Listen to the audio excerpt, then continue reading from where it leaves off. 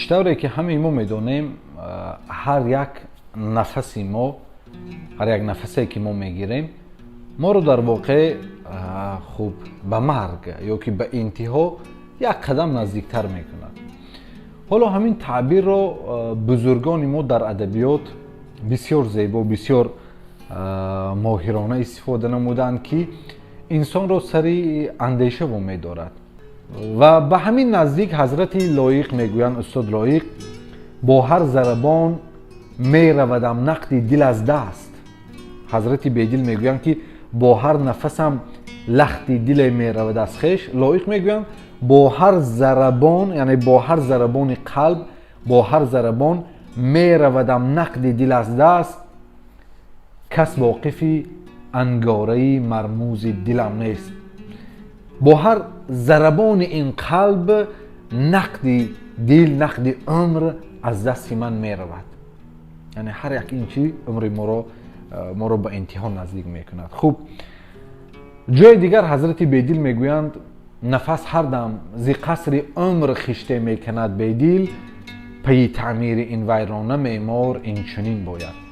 ин нафас гӯё ҳар лаҳза, ҳар як нафаси мо мисли ин аст ки аз қасри умри мо як хиште барканда мешавад.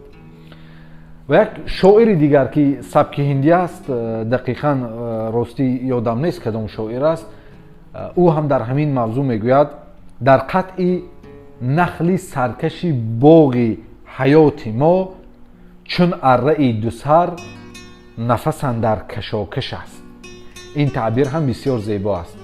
дар қатъи нахли саркаши боғи ҳаёти мо, барои аз байн бурдани ҳамон дарахти умри мо ки дар ҳамон боғи мо ҳаст, гӯё ин нафасе ки мекашем ва сар медиҳем, ин бузургвор бисёр зебо ташбеҳ кардааст. мегӯяд мисли арраи дусар аст.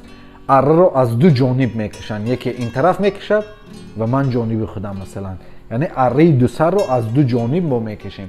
ин ҳам нафасро мегӯяд, гӯё ки як касе аз боло нафасро, арраро ба боло мекашад, як касе аз поён ба поён мекашад. ҳамин нафас ки мо мекашему сар медиҳем, гӯё нахли, яъне дарахти умри моро гӯё арра карда истодааст, дар охир ин дарахт меуфтад. дар қатъи нахли саркаши боғи ҳаёти мо чун арраи дусар нафас андар кашокаш аст. бисёр зебо аст. хуб азизон, дар ҳамин 2-3 дақиқае ки суҳбат кардем, ҳоло тасаввур кунед мо чанд бор нафас кашидем. яъне дар воқеъ ин арра чанд бор дар дарахти умри моро бурид. ба ин гуфтанием ки азизон, лаҳзаҳои худро ғанимат шумурем. бунмояи адабиёти ирфонии мо ҳамин аст ки умрро ба қадраш расем, нақд беҳуда онро сарф накунем. дар ин лаҳзае ки фарз кунем як чизро мушоҳида мекунем, умри худро ба як чиз сипарӣ мекунем, оё лоақал арзиши ҳамон чиро мо дар баробари умрро додан ҳамон чиро гирифтем ё ки зиён накардем. ба ин хотир аст ки худованд ҳам дар Қуръон мегӯяд: астаъизу биллоҳ валъаср иннал инсона лафи хуср. қасам мехӯрад ва мегӯяд тамоми инсоният дар зиён аст, дар ҳолати зиёнкорист. ба ҳамин хотир аст, яъне мо як сармояи азим умри худро аз даст дода истодем.